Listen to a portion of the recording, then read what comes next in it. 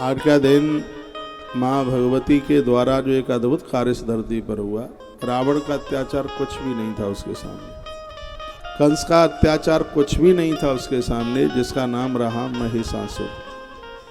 ऐसा महिषासुर जो देवताओं के हाथों आ नहीं रहा था कैसे भी, और उसको ही समाप्त करने के लिए महात्मा कात्यायन की तपस्या और माता कात्यायनी देवी प्रकट हुई। अष्टमी की रात भर माँ का श्रृंगार हुआ है और नवमी के दिन माता ने जिस दुष्ट को मारा उसको हम माँ की नवमी के नाम से जानते हैं, और वो आज की नवमी है। रामनवमी के साथ साथ आज दुर्गा नवमी भी है।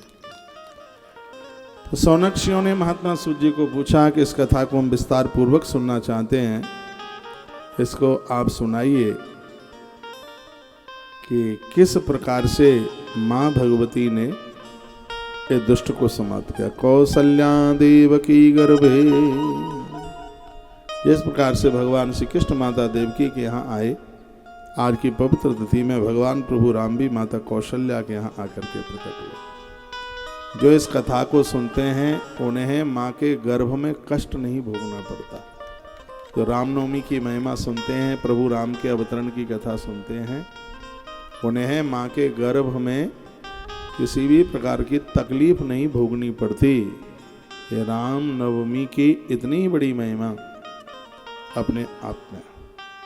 हो सके तो 11 बार इस चौपाई को पढ़ लेना। मैं आज सुबह 11 बार मैंने इसका पाठ किया है।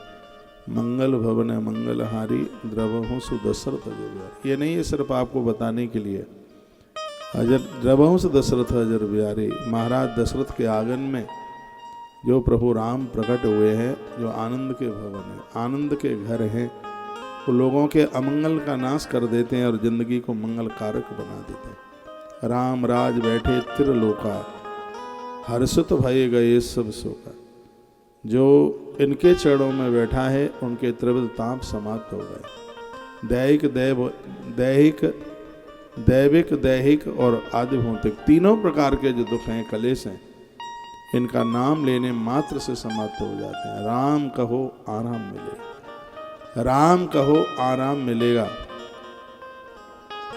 खाने को पकवान मिलेगा, रहने को मकान मिलेगा, दुनिया में सम्मान मिलेगा।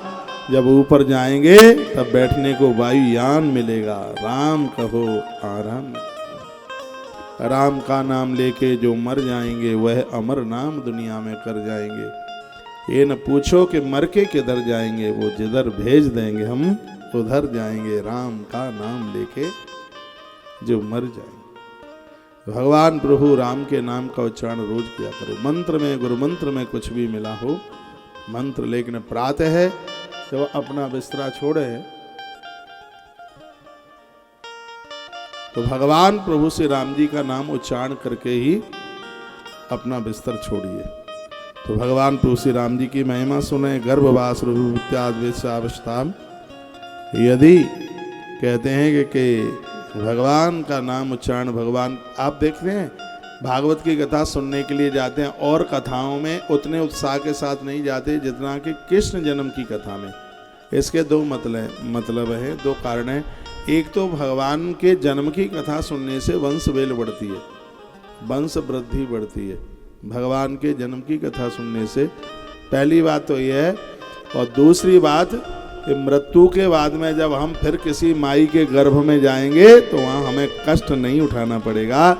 भगवान के जन्म की कथा सुनने की इतनी बड़ी महिमा। वैकुंठ सदनम तक्ता गर्भवासे सुखम न किम, कहा माँ का तो ममत्व ऐसा है कि वैकुंठ छोड़कर परमात्मा उस माँ का बेटा बनने को तैयार होता है, बेटा बन करके आता है।